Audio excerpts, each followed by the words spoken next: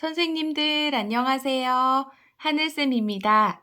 요양보호사 시험 대비 핵심 문제 지문만 쏙쏙 뽑아서 공부해 보도록 하겠습니다. 오늘은 배설돕기 먼저 보겠습니다. 배설돕기의 일반적인 원칙은요, 프라이버시를 지켜주고 대상자의 요구를 최대한 반영하고 존중해줘야 됩니다. 또 배설물은 바로 깨끗이 치워야 되고요. 요양보호사는 도움이 필요한 부분만 도와주면 됩니다.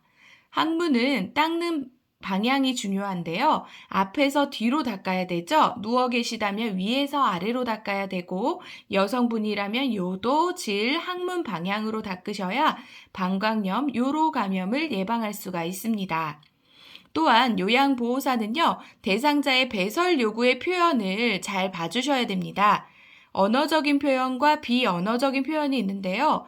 언어적인 표현은 화장실에 가고 싶다고 이야기하시는 거죠.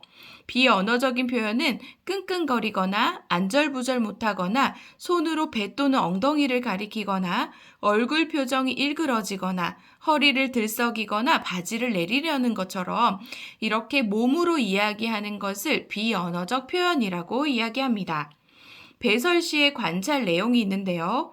배설 전에는 요이나 변이 유무, 하복부 팽만, 이전 배설과의 간격, 배설 억제를 관찰해 주셔야 되고요.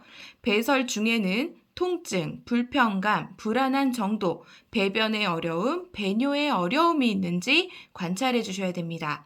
배설 후에는요, 색깔, 혼탁 여부, 배설 시간, 잔뇨감, 잔병감, 배설량을 관찰해 주셔서 혹시 보고해야 될 내용들이 있다면 간호사에게, 시설장에게 보고해 주셔야 되겠죠.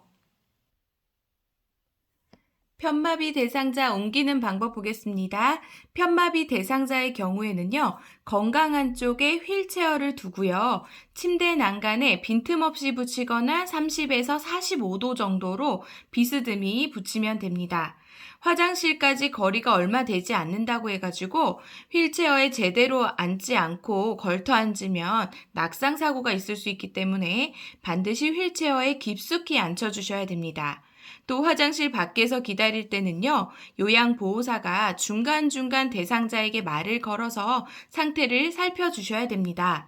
또 배변 후에 뒤처리를 할 때에는 앞에서 뒤로 닦아서 감염을 예방하도록 합니다. 대상자를 갑자기 침대에서 일으킬 경우에는요, 주의해야 될 일이 있는데요. 바로 기립성 저혈압입니다.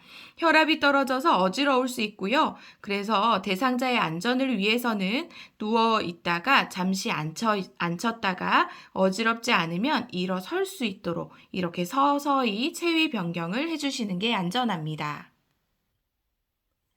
다음 침상 배설 돕기 보겠습니다. 프라이버시를 위해서 커튼이나 스크린으로 가려주고요. 변기는 따뜻한 물로 데워서 침대 옆이나 의자 위에 놓습니다. 우리 비데 생각하면 되겠죠? 네, 배설 시 소리가 나는 것에 부담을 느끼지 않도록 변기 밑에 화장지를 깔아주고요. 텔레비전을 켜거나 음악을 틀어놓습니다. 대상자가 협조할 수 있는 경우에는요, 바로 누운 자세에서 무릎을 세우고 둔부를 들게 하는 요추 안정화 운동 아시죠? 그렇게 하신 다음에 허리를 지지한 후에 둔부 밑에 방수포를 깔아주시고요. 대상자가 협조할 수 없다면 옆으로 돌려 눕히고 한쪽에 방수포를 반 정도 말아서 깔고 또 다른 쪽으로 옆으로 돌려 눕힌 후에 말아진 방수포를 펴서 깔면 되겠습니다. 허리 밑에 한 손을 넣어서 대상자가 둔부를 들게 한 후에요. 항문이 변기 중앙에 오도록 변기를 밀어 넣으면 되겠습니다. 침대를 올려주어서 대상자가 배에 힘을 주기 쉬운 자세를 취하도록 하고요. 대상자가 원하는 경우에는 손 가까이에 화장지와 호출배를 두고 밖에서 기다리면 됩니다. 여성은요, 회음부 앞부분에 화장지를 대어서 소변이 튀지 않고 소리가 작게 나게 하면 되고요. 그리고 화장지로 닦고 변기를 뺀 후 회음부와 둔부를 따뜻한 수건이나 물티슈로 앞에서 뒤로 잘 닦아주고요. 마른 수건으로 마저 닦아주셔서 물기를 없애주셔야 됩니다. 또한 배설물에 특이사항이 있는 경우에는요, 시설장이나 간호사에게 보고하시면 되겠습니다. 그렇다면 시설장이나 간호사에게 배설물 상태를 보고해야 되는 경우는 언제일까요? 대상자의 소변이 탁하거나 뿌옇다, 거품이 많이 난다, 소변의 색이 진하거나 소변 냄새가 심한 경우, 소변에 피가 섞여 나오거나 푸른빛의 소변이 나오는 경우, 대변에 피가 섞여 나와 선홍빛이거나 검붉은 경우, 대변이 심하게 묽거나 대변에 점액질이 섞여 나온 경우에 시설장이나 간호사에게 보고해야 됩니다. 그렇다면 정상적인 변은 어떤 걸까요? 황금 색깔의 대변은 정상이고요. 또 볏짚 색깔의 소변이나 보리차 색깔의 소변은 정상입니다. 그래서 이렇게 정상일 때는 보고하실 필요가 없겠죠. 다음 배설이 어려울 때 미지근한 물을 항문이나 요도에 끼얹는 경우 그럴 때 무엇이 좋을까요? 네, 미지근한 물을 항문이나 요도에 끼얹으면요. 괄약근과 주변 근육이 이완되면서 변이가 느껴질 수가 있어요. 그래서 배변이 원활할 수 있다라는 거 기억하시면 되겠습니다. 다음 대상자의 이동 변기 사용을 돕는 방법이에요. 대상자를 확인하고 절차를 설명합니다. 그리고 침대 높이와 이동 변기의 높이가 같도록 맞춰주시고요. 안전을 위해 변기 밑에 미끄럼 방지 매트를 깔아주시고요. 변기가 차가우면 놀라기 때문에 따뜻한 물로 데워줍니다. 또 대상자의 다리를 내려 두 발이 바닥에 닿게 해야 되고요. 편마비의 경우에 이동 변기는 건강한 쪽으로 침대 난간에 빈틈 없이 붙이거나 30에서 45도 정도 비스듬히 붙이면 됩니다. 대상자가 변기 손잡이를 잡게 하고 몸을 일으켜서 변기에 앉혀주시고요. 그 다음에 화장지를 변기 안에 깔아주거나 음악을 틀어주셔서 배설시 나는 소리가 잘 들리지 않게 해주시고요. 또 하반신을 수건이나 무릎 덮개로 덮어주셔서 그렇게 해서 프라이버시를 좀 존중해 주시면 좋을 것 같고요. 그 다음에 호출벨을 대상자 손 가까이에 두어서 배설이 끝나면 즉시 알리게 합니다. 또 이동 변기 내에 있는 배설물을요, 즉시 처리하고 환기하도록 합니다. 다음은 기저귀 사용 돕기입니다.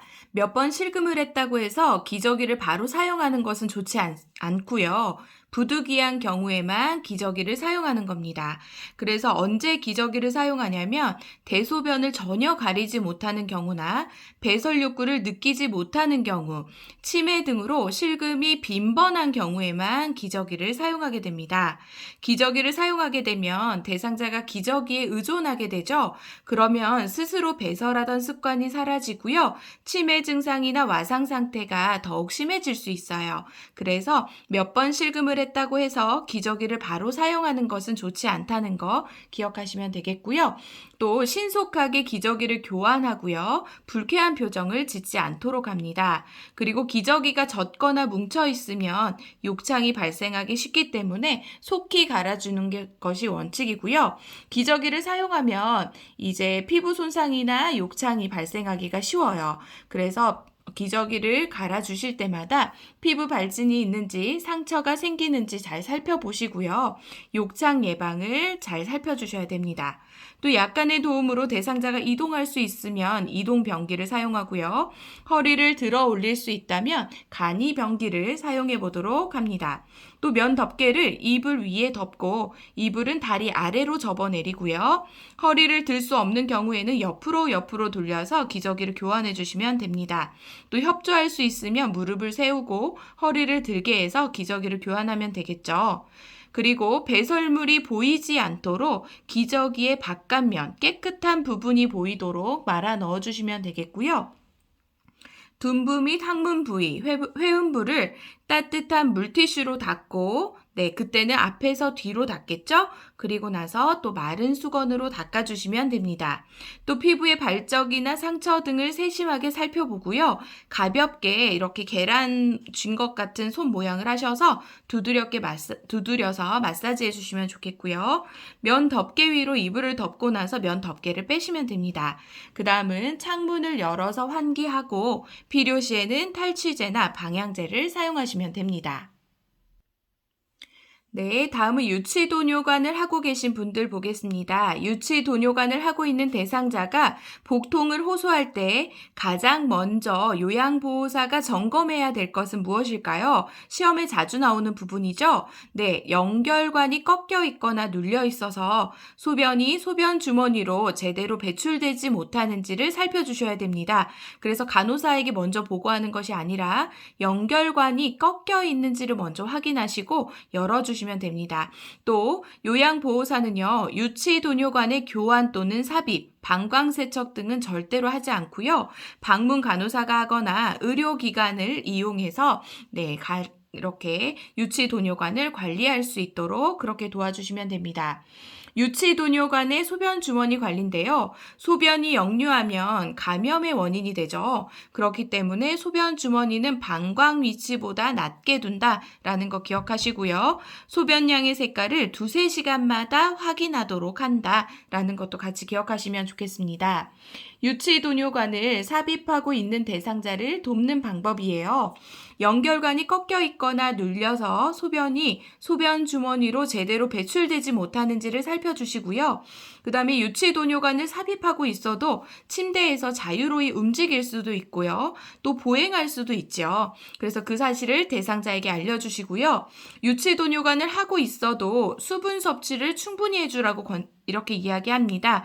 그래서 유치도뇨관을 하고 있으면 금기사항이 없는 한 수분 섭취를 권장한다는 것 꼭 기억해 주시고요.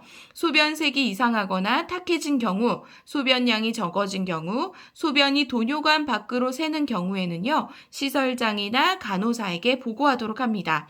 그리고 지시가 있으면 수분 섭취량과 배설량을 확인하고 기록해 주셔야 돼요. 그리고 유치도뇨관을 강제로 빼면요, 요도 점막이 손상이 되죠. 그래서 심하게 당겨지지 않도록 조심하셔야 됩니다. 유치도뇨관은요, 끝에 멸균 증류수 한 10cc 정도로 발유닝을 해놓거든요. 그래서 풍선 같은 것 풍선 모양이 방광에 있기 때문에 잡아당기면 요도 점막이 손상된다는 거 기억하시면 되겠습니다. 입안 헹구기 보겠습니다. 식전에 입안을 헹구는 이유는요, 구강 건조를 막고 타액이나 위액 분비 촉진해서 식욕을 증진할 수 있기 때문입니다. 또 식후 헹구기도 중요한데요. 식후 헹구기는 구강을 청결히 하고 음식물로 인한 질식을 예방할 수가 있습니다. 다음은 칫솔질하기인데요. 앉을 수 있다면 가능한 한 앉혀서 머리 부분을 앞으로 숙인 자세로 칫솔질을 하고요. 앉을 수 없다면 건강한 쪽이 아래로 향하도록 옆으로 누운 자세로 합니다. 칫솔은 45도 각도로 치아에 대고요. 잇몸에서 치아 쪽으로 3분간 닦아주시면 되고요. 그리고 곡반의 오목한 면이 대상자의 턱 밑에 가게 한 후에 흘러내리는 물을 받아내면 됩니다. 칫솔질을 할 때는요, 치아뿐만 아니라 혀도 닦아내면 되겠고요. 그 다음 혈액응고 장애가 있는 대상자는 출혈 가능성이 있기 때문에 치실은 사용하지 않습니다. 잠자기 전과 매식사 후 30분 이내에 3분간 양치하도록 하고요. 치약을 칫솔 위에 눌러 짜는 것이 아니라 치약이 솔 사이에 끼어 들어가도록 이렇게 깊게 짜주시면 되겠습니다. 다음은 의치백인데요. 부분 의치는 클라스프를 손톱으로 끌어올려서 빼냅니다. 위쪽 의치를 먼저 빼서 의치 용기에 넣고요. 아래 의치를 잡고 왼쪽을 오른쪽보다 조금 낮게 하면서 돌려 빼시면 되겠습니다. 의치 세척 방법입니다. 칫솔에 의치 세정제를 묻혀서 의치를 닦고요. 흐르는 미온수에 헹굽니다. 의치를 세척할 때는 의치 세정제를 사용하는데 없을 때는 주방세제를 대신 사용할 수가 있고요. 의치는 뜨거운 물에 삶거나 표백제에 담그면 변형이 될 수 있습니다. 그래서 주의해 주시면 되겠고요. 인공치아와 인공치아 사이, 인공치아와 의치 바닥 사이 안쪽에 좁은 부분까지 주의해서 닦아주셔야 됩니다. 의치 보관 방법도 중요한데요. 잇몸 압박을 해소하기 위해서 자기 전에 의치를 빼서 보관합니다. 위아래 의치가 있다면 위아래를 맞추어서 뚜껑이 있고 의치 세정제나 찬물이 담긴 용기에 넣어서 보관하시면 되겠습니다. 선생님들, 오늘도 공부하시느라 정말 수고 많으셨습니다. 열심히 공부하는 선생님들을 응원합니다. 공부하실 때 도움이 되셨다면 구독과 좋아요, 알림 설정까지 부탁드립니다. 선생님들 힘내세요. 화이팅!